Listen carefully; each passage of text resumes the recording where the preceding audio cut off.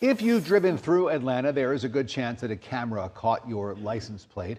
Well, now advocates say that technology is going too far. Atlanta News First, Don Shipman is live with the First Alert breaking news tracker at Atlanta City Hall. So, Don, those advocates are rallying this week demanding change.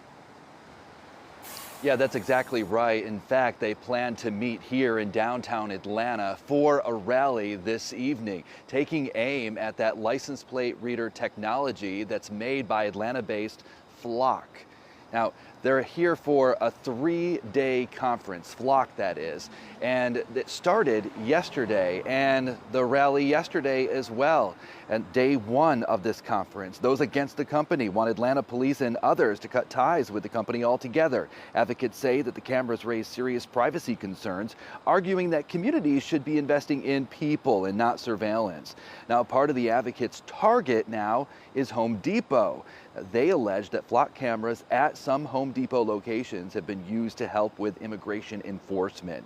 Home Depot didn't name Flock directly, but says that it does not grant access to their license plate readers to federal law enforcement.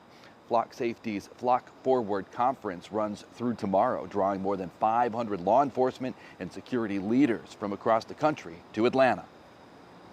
There really is no safe mass surveillance network. Just like we didn't want Cop City, we don't want Flock City.